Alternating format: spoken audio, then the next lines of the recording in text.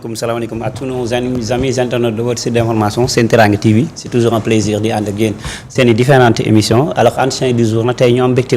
dalal ki nga xamante ni moom mooy Papa Omar Seck di économiste maanaam ku nga xamante ni xam-xam dafa màcc jëm ci wàllu koom-koom tey ñu war a waxtaan ci ponk yu bëri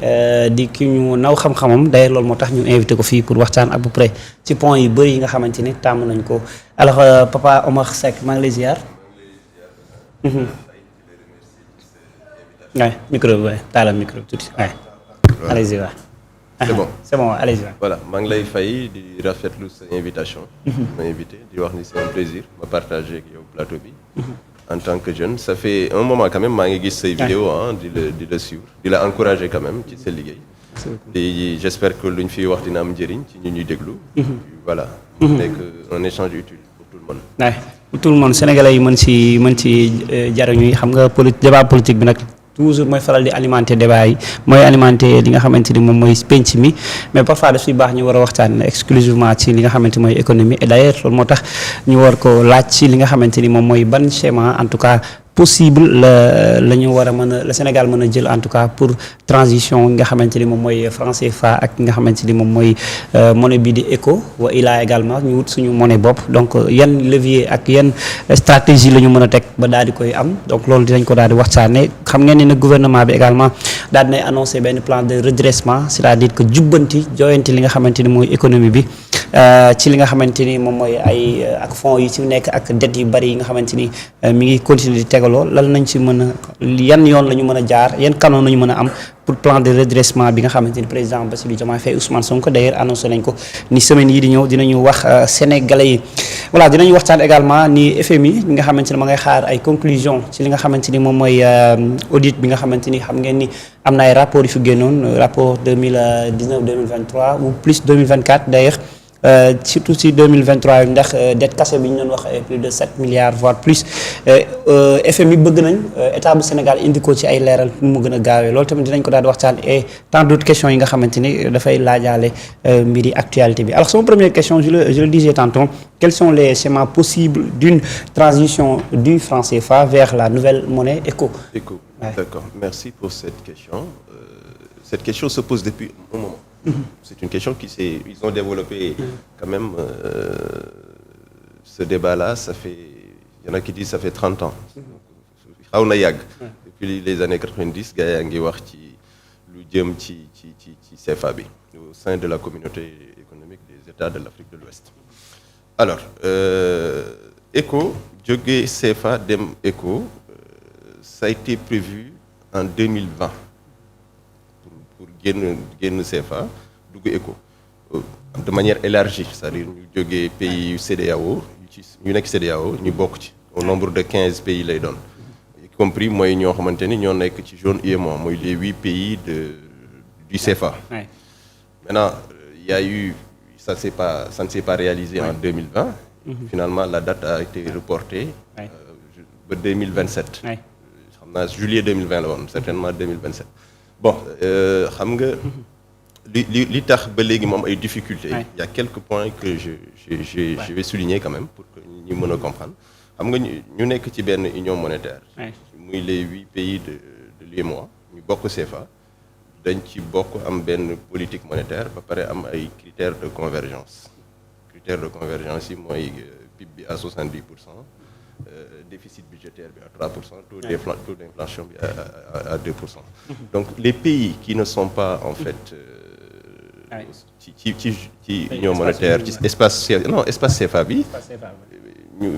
ñeneen ñu bëgg ñu élargir ko dem ECO dugal ci CEDEAO ces pays-là respecté guñ ces critères de convergence là. Donc ce qui retarde un peu ça soo jëlee tey la monnaie nigériane bien ghanéenne muy le cedi ghanéen wala le naira kii bi bu Nigéria seen taux d'inflation c'est très élevé soo jëlee actuellement je pense que taux d'inflation bu Nigéria ça fait 24,23%. nga jël bu cedi ghanéen bi ñu ngi ci presque 36%. Donc vous voyez c'est un peu considérable donc ces pays-là pour que ñu mën a dugg ci ECO bi vraiment c'est l'un des points vraiment pour ñu war a respecter pour ñu mën a dugg ci loolu sans oublier aussi que ni au sein de la CEDEAO, ci 15 pays yooyu il y a 8 monnaies différentes. 8 monnaies différentes. Comment s'appelle dollar libérien baa ngi ci mooy cedi beeg naira bi ma wax tout à l'heure la monnaie le franc guinéen beeg yooyu yëpp ñu ngi ci. donc ñooñu ñëpp pour ñu bàyyi seen monnaie pour ñoo intégrer benn monnaie unique xam nga ça peut prendre beaucoup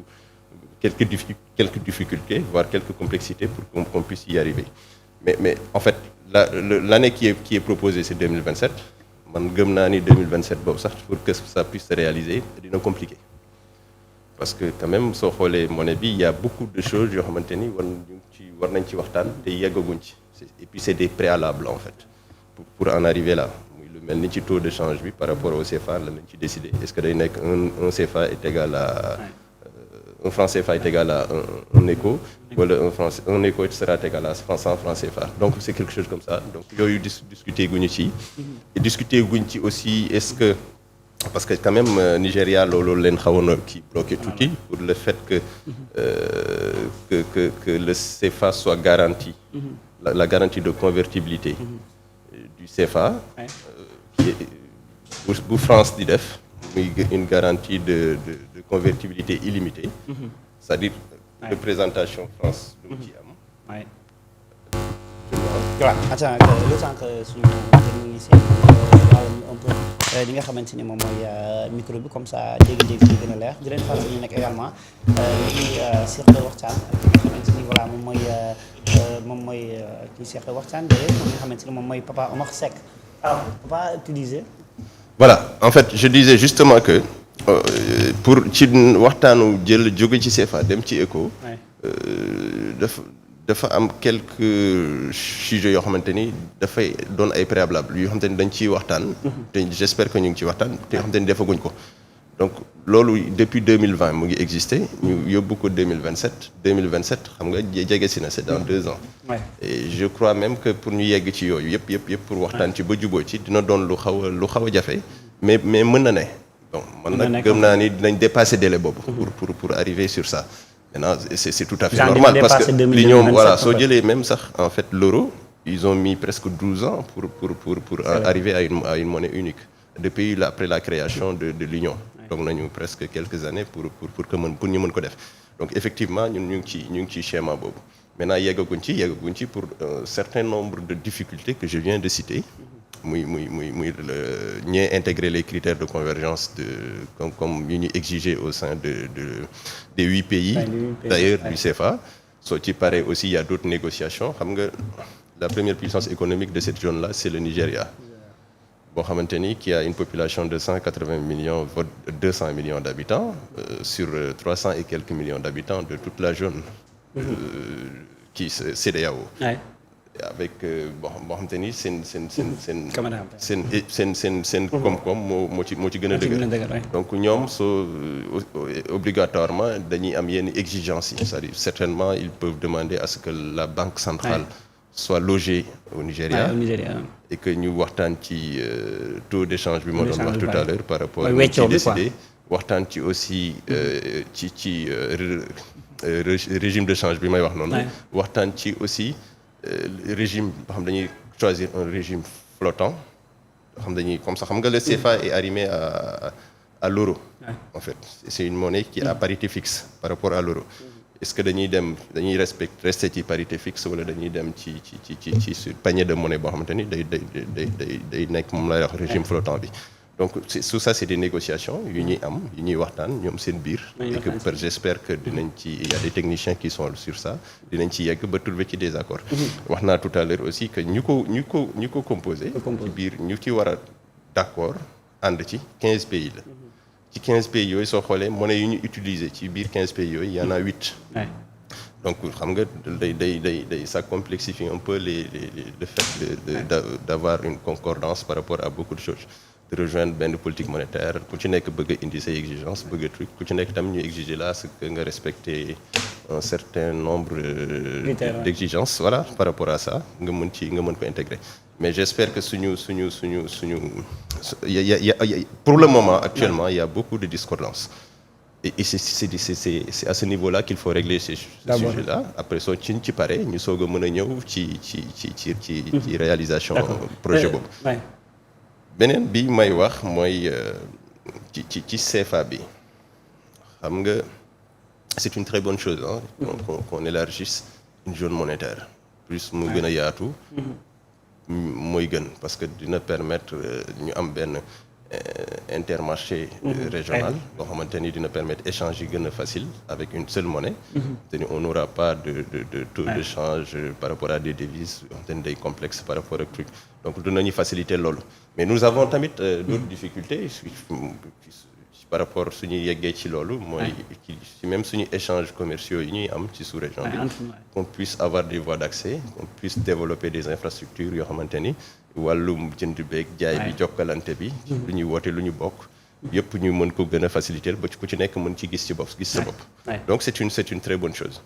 foofu loolu ci question boobu voilà. si yéene bi baax na en fait comme ni ñu ko mën a waxee ci wolof mais de l'autre côté aussi président Ousmane Sonko am na lu mu ci waxoon mais ba sax ñu ngi doon njort ni bu fekkee en tout cas mënuñu dem ci vers l'éco mën nañu wut suñu monnaie bopp. Est-ce que vous êtes partant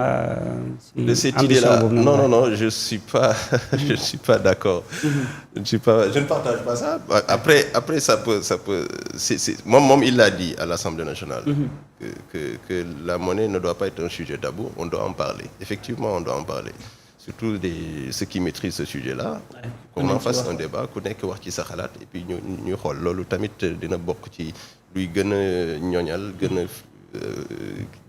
boole xalaat yi mu gën a dëgër. Alors ñoom ce qui propose exactement c'est-à-dire dañuy xool ci biir CEDEAO su fekkente ni décidé nañu dem ci éco c'est une bonne solution su demee ba mënul réaliser wu à ce niveau-là au sein de l'UEMOA ñu génn ci CFA dugg ci éco su demee ba foofu tam mënul réaliser wu en ce moment-là la ñuy jël décision dem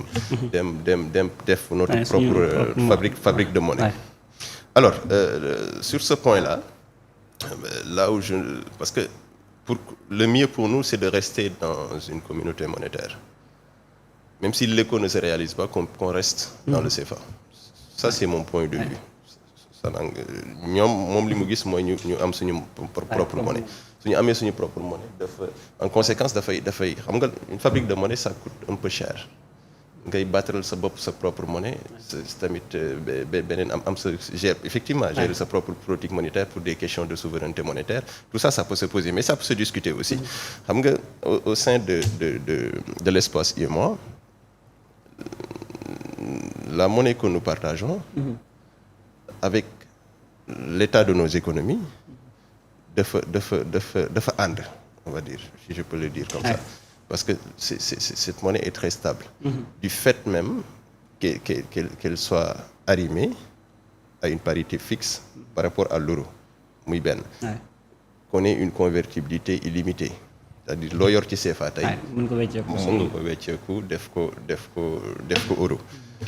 beneen bi am na yoo xamante ni ça a changé avec le temps parce que xam nga CFA en 1945 lañ ko créé woon mu subir sa première dévaluation en 48 en 73 ñu am des accords de coopération monétaire mooy réforme bu ci njëkk a am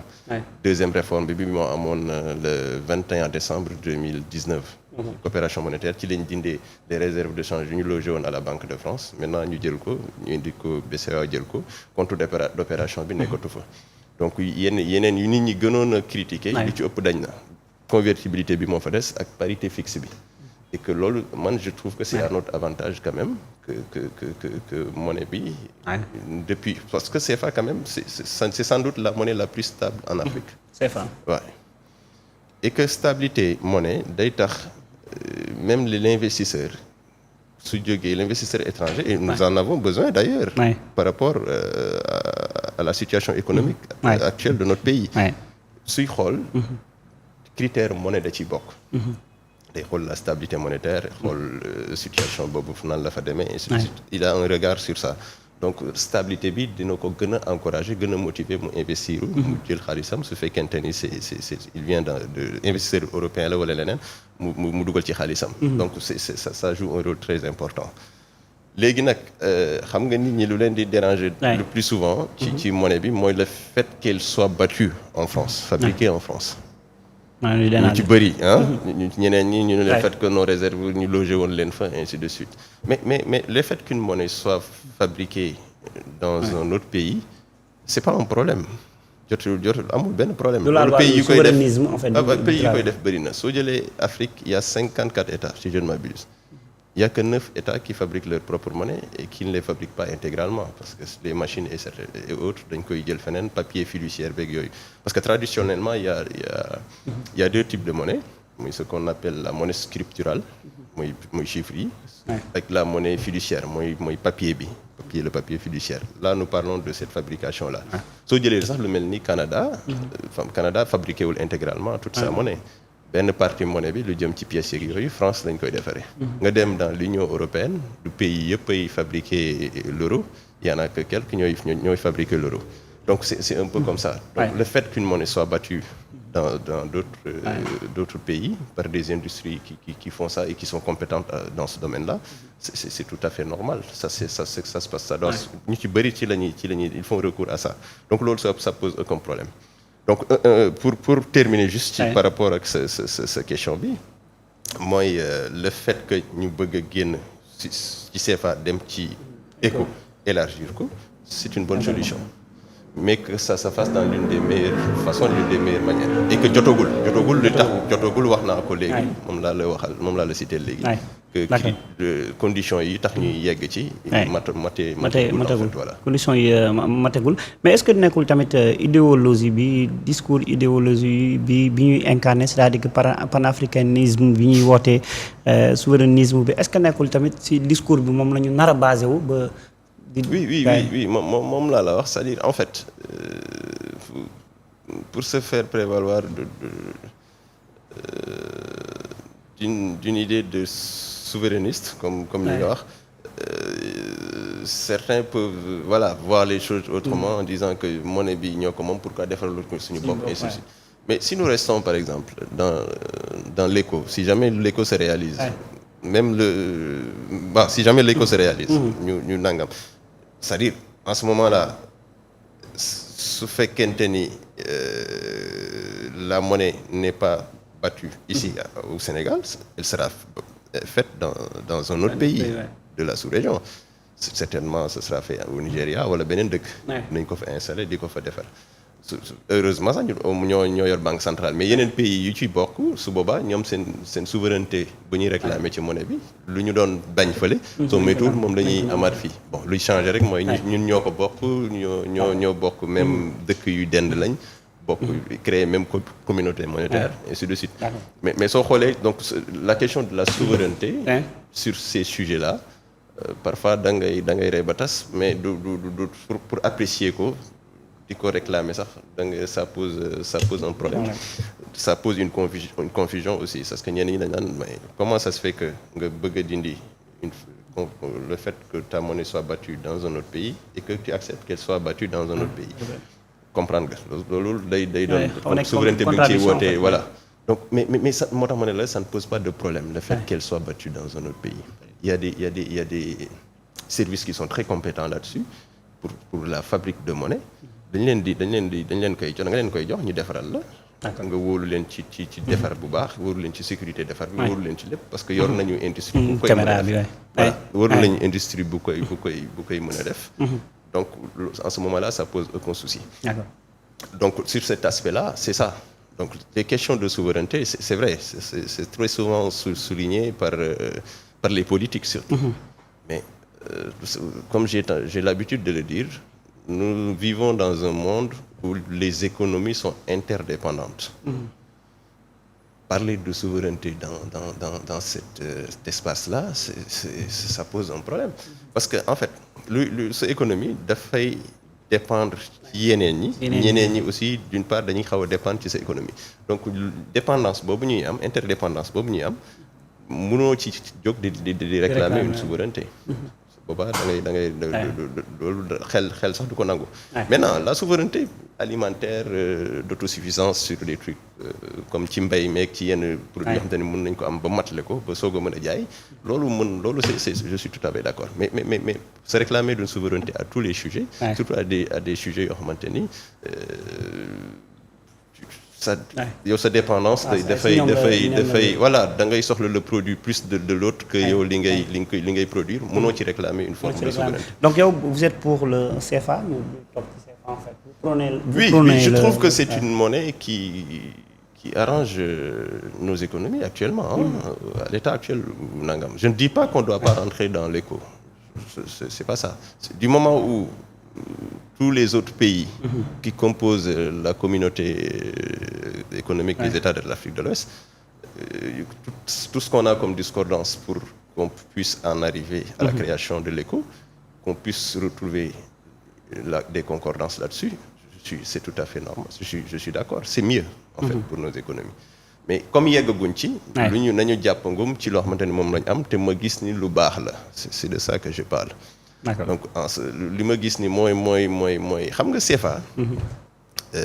faudra ñu xool un peu autour aussi nga comparer les pays qui sont dans le CFA ñun sax surtout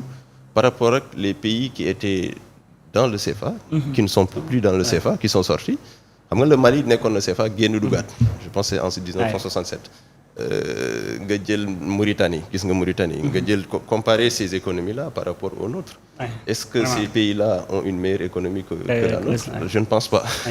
donc sooy xool da ngay xool voilà da ngay xool un peu foofu dina la permettre aussi nga apprécier sa génn CFA ak nu muy demee en conséquence soo jëlee l'exemple même de la Guinée quand ils ont décidé de faire le franc guinéen ba ñu décidé de faire seen propre monnaie conséquences yi ci am seen taux d'inflation fu mu tolloog parce que ak l'histoire avec la France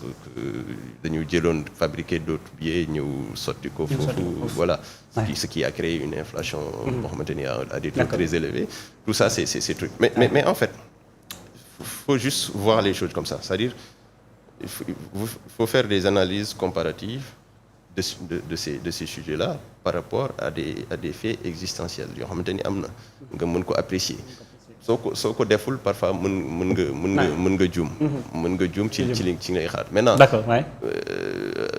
nit ñi parfois dañuy bëgg benn mbir te ñu ci war a wax dëgg duñ ci wax pour que ñu gën a comprendre réellement ce qui se passe donc il se base que sur une information et la contradiction du am donc du ñu mën a def la part des choses mais quoi qu'on puisse dire quand même que la stabilité de nos économies dans cette zone-là est due par le fait que le CFA est arrimé à l'euro et avec une convertibilité illimitée garantie par la France ak le fait que ñu am ak ñoom ces accords de coopération monétaire loolu da ciy joué. loolu da ciy joué d'accord alors bu ñu demee ci beneen ponk bi le gouvernement annonce un plan de redressement c'est-à-dire que dañuy dem jubbanti joyanti li nga xamante ni moom mooy parce que ku wax redressement ça veut dire que mën nga jàpp ne mbir mi daanu na ba pare wala mbir mi daanaka mi ngi dos au mur ko jubbantiwaat alors ban appréciation nga am ci sinon yan levier la ñu mën a teg pour redresser li nga xamante ni moom mooy économie bi oui xam nga c'est le premier ministre qui a fait l'annonce lors de sa dernière déclaration ba mu mujjee def ne dina annoncer bientôt un plan de redressement effectivement logiquement on l'attend là-dessus parce que situation bu dëkk bi toll ci économie ci suñu taux d'endettement surtout ak ñoom situation bu ñu wax moom lañu fi fekk ak problème yi ñu am ak FMI actuellement où nous devons le plus rapidement d'ailleurs retrouver nos relations avec nous avons toujours de la relation avec le FMI mais qu'on puisse quand même régler ce problème-là pour que les décaissements même puissent reprendre plan de redressement bi daf ko war a def te nee na dina ko def su ko defee am nañu yaakaar ni si lu ma yaakaar que dafay jël un plan de rééquilibrage des finances publiques au-delà même budgétaire c'est-à-dire dina jël des mesures de rationalisation des dépenses publiques. Et je pense d'ailleurs sax ñu ngi ci. Sur la base des données du ministère des Finances et du budget. mu travaille ci xool yan mesures lay jël. Maintenant nous attendons de voir qu'est-ce qu'il va proposer. mais je pense que du mesures yi du génn ci points yu ma lay citer nii. et que soo rationaliser tout ce qui est dépenses ordinaires soo ci paree nga faire appel à des investisseurs parce qu'on en a besoin des investisseurs étrangers qui puissent su loo ci mën a am doyul parce que sa économie fu mu toll dafa laaj loolu dafa laaj ñi nga fi ngay ubbeeku ci monde bi nga yombalal leen mbir yi ba ñu mën a ñëw sa dëkk investir pour mën a booster sa croissance et puis en l'occurrence mu ñu créer de la richesse et que nga mën a fay sa bor parce que bor bi diis na quand même quoi qu'on puisse dire bala ñoo ñëw si bor bi mais donc kon en quelque sorte Ousmane Sonko dem bi mu dem Chine donc fallait le faire donc oui c'est une très bonne chose Chine partenaire bu baax la en Afrique Chine en termes d'échanges commerciaux en Afrique mooy premier partenaire Afrique ci en termes en termes de volume même de volume d'échange commercial c'est-à-dire soo jëlee volume d'échange bu Chine am ak Afrique toll na ci $300 milliards quasiment par an soo jëlee le premier partenaire de la Chine en Afrique mën naa ci citer quelques il y a l'Afrique du Sud Tanzanie Nigeria et ainsi de suite donc chinois yi tàmm nañu ñu ngi commencé am nañ doole Afrique soo xoolee d'ailleurs sax même ANSD les chiffres ñu génnee tey la xamu démb di nga gis ni aussi ñun en termes de nos échanges avec la Chine en termes d'importation nous sommes à 13,6% mu nekk suñu premier partenaire donc sur ce plan-là c'est une très bonne chose qu'on puisse s'ouvrir à ces Chinois-là et qu'on puisse faire appel aux investisseurs chinois et que def na ko mu doon loo xamante ni ñëpp ko rafetlu certainement maintenant nous attendons les retombées de sa visite en Chine que ces gens-là puissent venir s'installer investir ci yenn domaines yi donc partenaire la maintenant xam nga foofu tamit Chine soo xoolee lu ñuy jënd Chine indi ko moo ëpp ñun lu ñuy jaay Chine donc soo xoolee ci biir échange yi sax comme on dit gagnant la mais Chine moo ciy ëppale le plus souvent ñoom ñoo ciy gagné te ñoom c'est un peu en Afrique c'est comme ça soo jëlee volume d'échange commercial bu ñu am ak Chine Afrique la alors qui se situe autour de $300 milliards plus de presque $200 milliards yi c'est importation Afrique la buy jóge Chine donc il y a un peu plus de comment dirais-je de 100 milliards yoo xamante ni ñooy jóge Afrique de Chine di ko importer donc soo xoolee dafa am déficit par rapport à l'Afrique en faveur de la Chine. mais est-ce que nekkul en quelque sorte infrastructure yi aussi si peut-être est-ce que nekkul ci foofu la ñu bëgg a jëm ak Chine en fait partenariat bi foofu la bëgg a nekk c'est-à-dire Ousmane Sonko le disait maanaam dañu nar a implanter benn usine bu nar a defar ay auto et cetera. est-ce que nekkul tamit ni ñu nar a dimbali ci ay infrastructure est-ce que loolu tamit nekkul plus en fait. oui mais en fait xam nga il faut toujours des accords de coopération voire de partenariat yi ngay am ak ces pays-là que ces accords-là soient bénéfiques et que basés sur de l'intelligence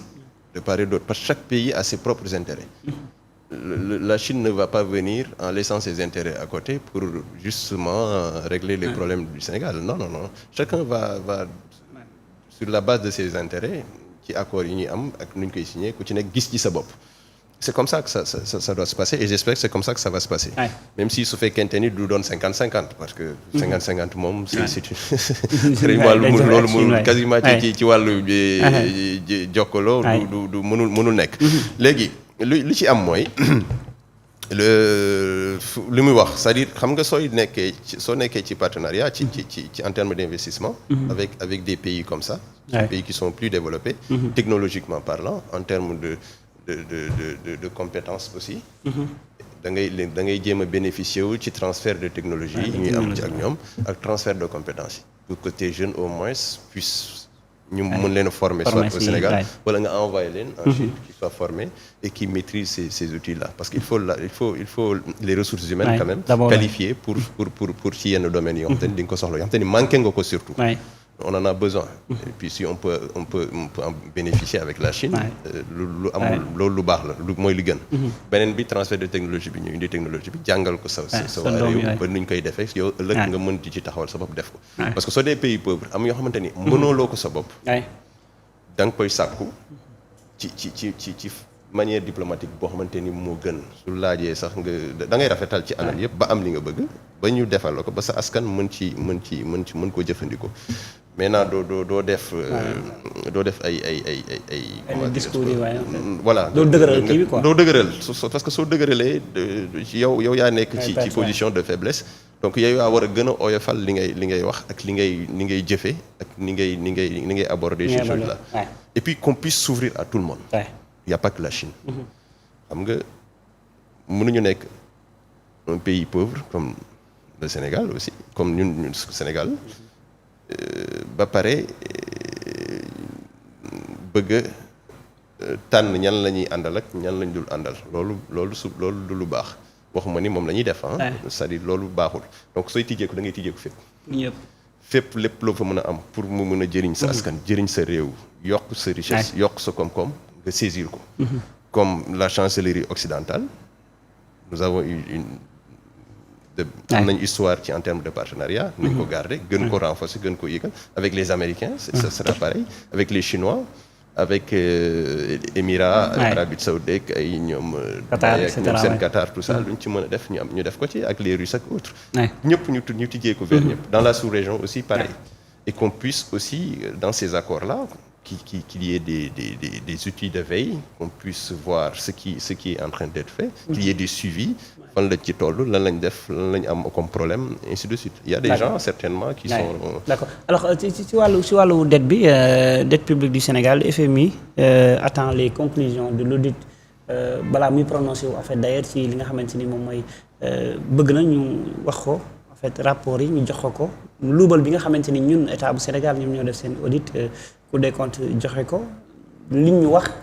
FMI nee na ñoom balaa ñuy déquincer dara foog ñu wax ñu exactement xaalis bi fan la. Si tout récemment à Londres. Je pense que c'était avant-hier. La directrice de la communication du FMI en a parlé. D'ailleurs lu ñu mujjee wax rek la ñu continuer di wax toujours xam nga le FMI soo xoolee position bu ñu am par rapport ak situation bi depuis un an changé wul parce que depuis un an quand même il y a pas eu de décaissement bi jógee FMI dugg Sénégal jusqu'à ce que rapport bi génn Cour des comptes ñu gën a téye seen loxo di xaar ñu tamit dolli ci di xaarandi que ñu envoyé leen un autre rapport qui sera beaucoup plus détaillé et derrière ils feront une appréciation sur ça ce qui est en train d'être fait d'après les ministres des finances et du budget parce que soo ko dégloo nee na nous avons fait appel à un cabinet du nom de Mazars ñu ngi ciy travailler pour ñu réévaluer dette bi xool ñan lañ yoreel ba mën a truc rapport boobu su génne certainement dinañ ko mën a transmettre au FMI et que ñoom ñu apprécier derrière ñu xool lan la ñuy def maintenant il y a un représentant du FMI qui était là muy Edouard Gamaël quand il est venu il avait dit clairement que après les réunions du printemps du FMI mooy ba amoon au mois d'avril le conseil d'administration dina statuer par rapport à la question de la situation du Sénégal situation économique depuis lors amul mais après il avait donné même des hypothèses comme quoi suñu mu tuddati su conseil d'administration bi soit dina ñu demander ñu fay les décaissements wala qu'on puisse nous trouver une dérogation pour loolu beneen bi ma ciy dolli mooy lu ci mën a nekk c'est-à-dire les techniciens du ministère des finances et du budget xam naa ni ñu ngi liggéey bu metti la aussi c'est pas facile ñu def ko mu gaaw qu'on puisse avec FMI lu ñu am bëgg ci ñoom ñu am ci ñu jàppale ñu ci aussi parce que FMI aussi en fait quoi qu'on puisse dire ñoom ci wàllu boobu ñoo ci gën parce que FMI dafa am ay instruments ba pare day def décaissement day leble. day à des leble. taux concessionnels. taux concessionnels yi mooy c'est des taux très ils sont très bas et que durée bi dafay yàgg. parfois même daf lay lebal ci taux zéro. ça arrive ah ñu lebal la ci taux boo xam te ni zéro lay doon. beneen bi instrument de mooy ISPE. instrument de soutien de la politique économique dañ koy def loolu tam dañ lay accompagner. ci sa politique économique suñ la accompagner ba pare proposer aux autres. comment ça s'appelle bailleur ñu mën la au besoin de crédit ñu mën la faciliter du crédit sur la base de ça donc sur rien que sur ça rek ak sur ces ñu loolu rek da ngay wan ni soxla nga leen war nga voilà sinon soo ko deful ñooñu pour nga mën a yegg ci ñoom ci yenn yi dafay xaw metti mooy indi ngay leb nga am dette extérieure boo xamante ni actuellement soo xoolee nos obligations ont baissé depuis un certain temps ça n'arrête pas de baisser avec les informations venant de Bloomberg ak yeneen rapports yi ci am nga xool agence de notation yi aussi suñu note bi day baissé aussi soo jëlee SNP ak ñoom ñëpp da ngay gis ni ñu ngi kii donc loolu actuellement arrangé wul suñuy économie donc faut réagir le plus rapidement possible faut prendre des mesures maintenant ces mesures là c'est de la responsabilité du gouvernement le ministre nee na dina ci taxaw bientôt dina proposer nous attendons de voir et waaw nan nga gisee suñu endettement bi bon parce que nag ñun déjà Sénégal en fait lu muy faral di lépp dafa bëri ci espace UEMOA bi ñu ngi yëgaat ci information que ni Sénégal lebaat na encore sol ci 192,5 milliards de francs CFA donc à l'espace d'un an à peu près li ñu lépp dafa bëri en fait. waaw loolu mooy marché des titres de l'UEMOA. mooy dette domestique bi. bëggoon naa ci wax sax parce que en fait di faire soo jëlee le fait que FMI nga dem ci FMI. ñu dimbali la ci sa bor bi ngay am. ñu proposer la comme li ma la wax tout à l'heure nga am fa ay possibilités de dette concessionnelle avec une longue durée mooy dette yoo xam te ni mën na jël une trentaine d'années voire plus mooy gën que dette domestique bi parce que dette domestique bi soo xoolee parfois taux bi dafay xaw a élevé tuuti mooy taux de 6 à 7% lay nekk muy ci obligation yeeg bons yi kii bi temps bi nga durée bi pour nga fay ko parfois day gàtt day nekk durée bi day nekk sur un an 365 jours bële day nekk ci 3 ans voire un peu plus donc soo xoolee donc foofu la ngay gisee nii mais on n'a pas le choix parce que du moment où si par rapport à la situation actuelle soo xoolee suñu obligation yi lu ma la wax tout à l'heure nu ñu wàccee nga dem di def dette extérieure avec des taux d'intérêt qui sont très élevés qui dépassent même 12%. donc dafay xaw a metti autant nga rester ci sa dette domestique bi di ci kiiwagum mais comme ci moom la ñu am rek actuellement di ko def foofu moo tax ma ne la foog ñu gaaw régler le problème là pour que ñu mën a yegg ci marché extérieur bi ba mën fa bénéficier wu ci dette ak à des taux beaucoup plus bas ci durée bu gën a yàgg sinon bii mënuñ ci continuer parce que soo xoolee depuis janvier ak léegi je pense qu'on a ci marché des titres de l'UEMOA on est à presque un peu plus de 1027 milliards mante ni def nañ ko lever nañ ko ci marché bi donc loolu la conséquence su dette intérieure bi loolu la de date kii bi dafay gàtt délai bi dafay gàtt taux d'intérêt bi dafay xaw a élevé voilà et puis problème mu dette loolu la xam nga problème mu dette j'ai l'habitude de le dire c'est les charges de la dette muy intérêt yeeg yooyu muy le coût de la dette ak l'utilisation de la dette xam nga su fekkee da nga leb ba pare war a fay ay taux de war a fay ay intérêt avant nga yegg ci échéance su fay dette bi dafay loolu charge yooyu dafa diis soo jëlee même ci LFR 2024 bi mooy T4 bi di nga gis ni charges yi ñu ngi nekkoon à 822 milliards de francs CFA gis nga c'est des charges qui sont très lourdes donc loolu premier problème la donc loolu noo ko gën a mën a alléger noo ko gën a mën a gérer mooy gën beneen bi mooy l'utilisation su fekkente ni da nga leb dugal ko ci ay dépenses de fonctionnement baaxul en fait leb boobu parce que soo lebee li gën li ngay njëkk a saytu mooy leb bi am njëriñ. que pour leb bi am njëriñ fokk nga investir ko dans des secteurs yoo xamante ni di nga investir ko de sorte que dina la mën a permettre nga yokk sa croissance yokk sa richesse nit ñi am ci emploi ba nga mën a fay ci sa dette ba pare continuer di leb ce pays di ci gën a développé wu. C'est tout simplement ça mais su dette bi demee ba joxeetul loolu mooy baaxul. di nga gis wala nga dem ba dette bi jëriñul lu dul fay dette. boobu tamit baaxul. donc l'utilisation de la dette moom tamit lu jar a bàyyi xel la donc problème yooyu la dette bi di am et nous sommes un peu confrontés à ce problème parce que nous on s'endette. soo jëlee par exemple les 10 200 milliards yi ngay dégg. moo xam dégg nga ko. 10 200 milliards yi ñuy wax mooy. opposition bi di ko wax pouvoir bi di ko wax ñi naan ñoo ko fi fekk nangam xam nga soo jëlee dette boobu soo ci génnee ñaari déficit yi. déficit bu 2024 bi.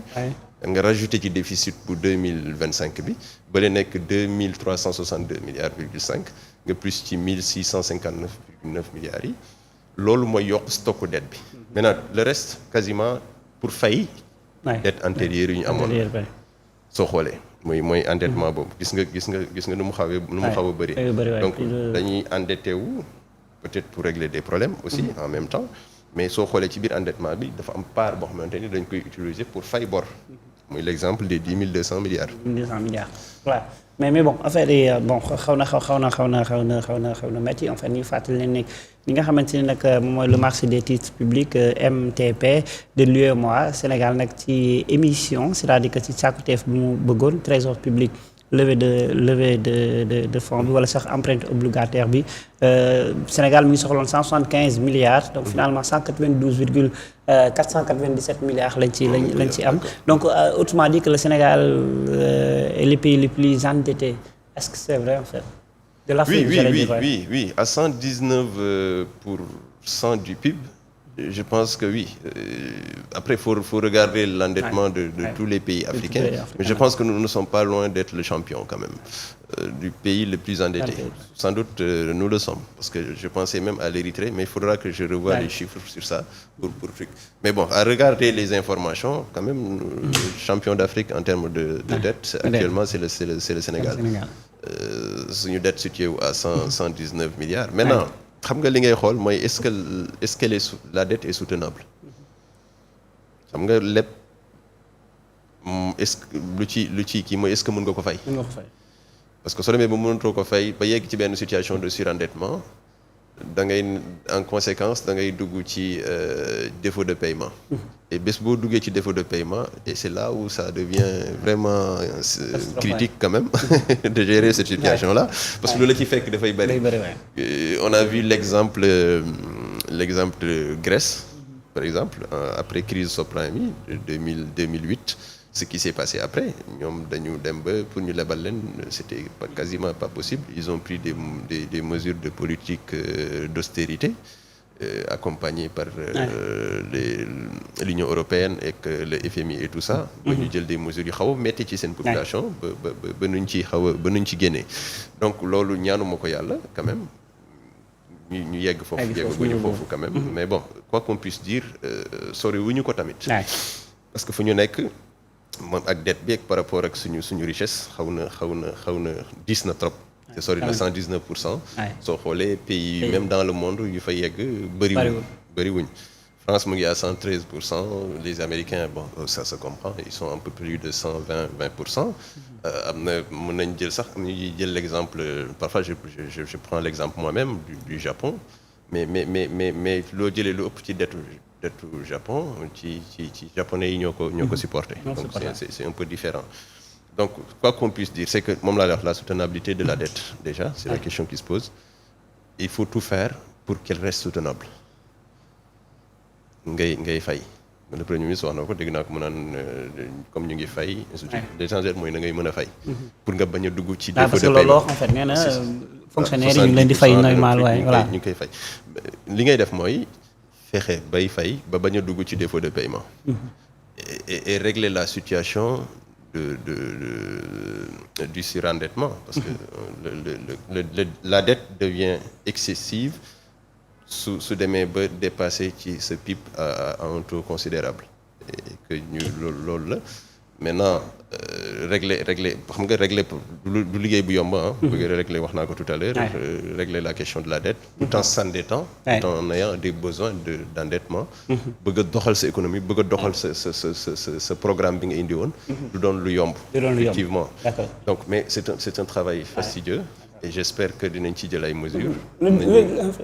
ou les discours de président Ousmane Sonko du am dara lu muy impacter en quelque sorte si j'allais pas dire koom-koomu réew mi mais si bailleurs yi ak appréciation wala gis-gis bi ñu amee en tout cas Sénégal oui en fait xam nga quand même ces gens-là quand ils sont dans un pays où qu'ils ont l'intention d'investir dans un pays ils regardent tout le climat tout l'environnement économique social et sécuritaire de ce pays-là noonu la ñuy def donc les discours aussi dañ ciy joué dañuy xool position seen programme lan la ñuy wax lan la ñu bëgg a def tout ça dañ koy xool moo tax li ngay wax aussi il faut que le langage soit diplomatique même soo koy wax sax jëmale ko ci sa askan langage bi da ngay fexe mu doon langage boo xam te ni nga bàyyi xel ci ñooñu xam te ni dañuy bëgg ñëw sa réew def ci seen xaalis investir pour nga am ci luñ ciy am ba pare suqali sa économie yow tamit nga bénéficier wu ci donc wax ci discours bi foofu nga koy xoolee foofu nga koy xool defar ko ba mu yànj nga mën ko wax c'est pour ça d'ailleurs que le Premier ministre a des conseillers dans ce domaine il a des conseillers à tous les niveaux des conseillers techniques qui sont spécialisés dans tel sujet et des conseillers yoo xam te ni jege nañ ko en termes avant muy def nangam dinañ ko wax lii ak lii ak lii ak lii le président de la République aussi am na ay conseillers tous les ministres donc c'est pour ça que ñoom xam nga ñoom benn nit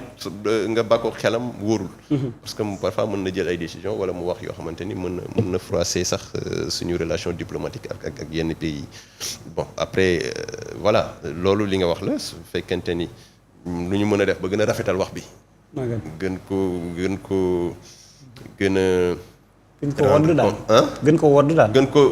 ko woddu mu bañ a ñun ñi bañ ci sentir de la violence wala de la peur mooy lu gën parce que sinon loolu dafa am impact ci sa économie parce que soo jëlee yenn mesures yi wala nga wax yenn yi même ku dëkk ci réew mi yor xaalisam parfois mën na ko les privés donc en fait les hommes d'affaires yi nekk Sénégal bëgg a investir Sénégal parfois discours bi mën na leen ragal long ils peuvent se calfeutrer quand même ne xaaral comme la situation nii la demee bàyyil ma toog nii jàppee sama njàmbur nii parce que discours bi moo nangam wala lu ñu gis jëfin bi wala am na en conséquence dara lu leen a tax tiit ba du ñu dugal seen xaalis et alors que yow moment bi ngay def loolu yow yaa ko gën a soxla ñëpp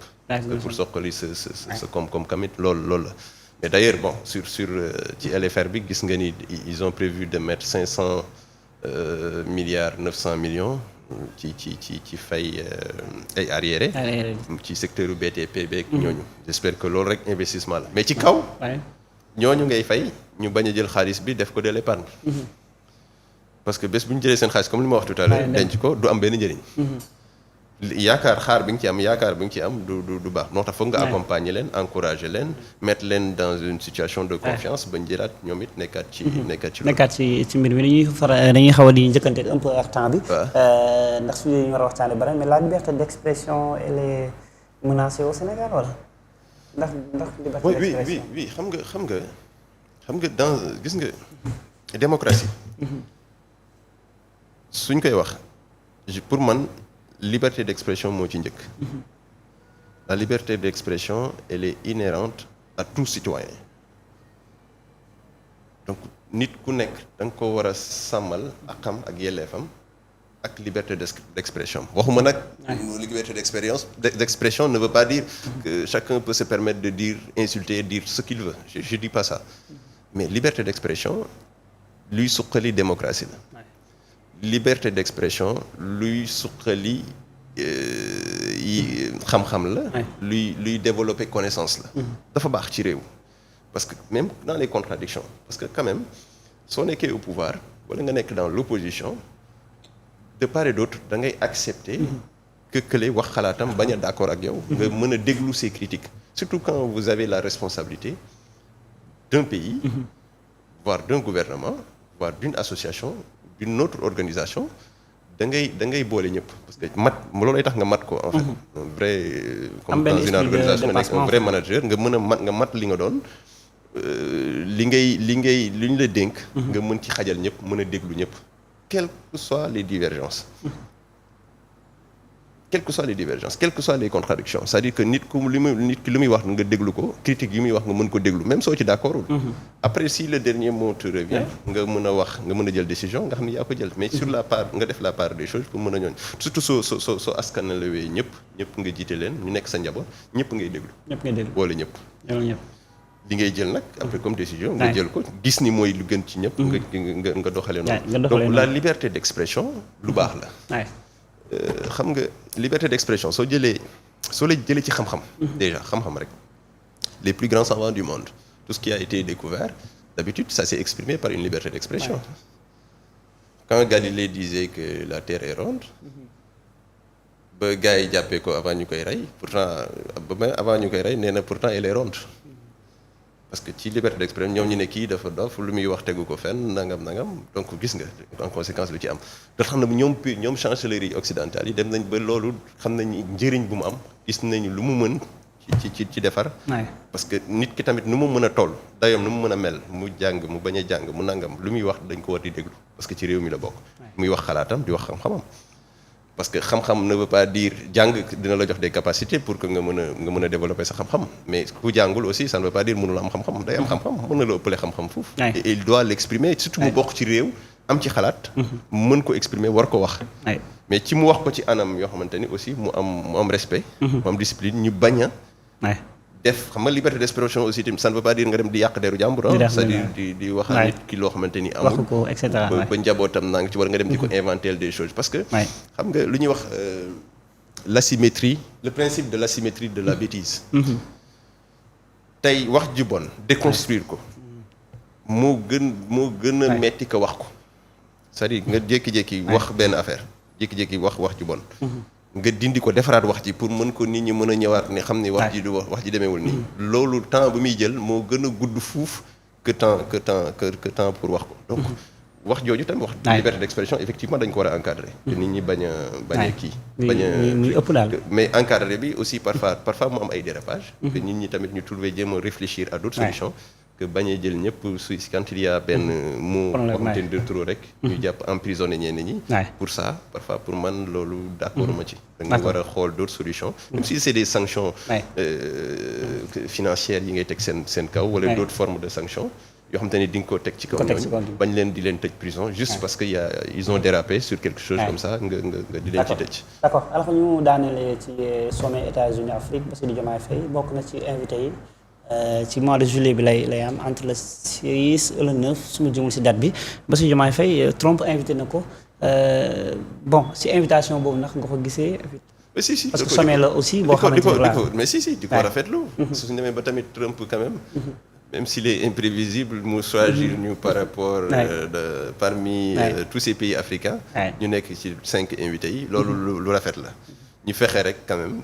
suñu digganteeg américains yi ñu gën ko rataxal gën ko rafetal parce que ñoom tamit on a besoin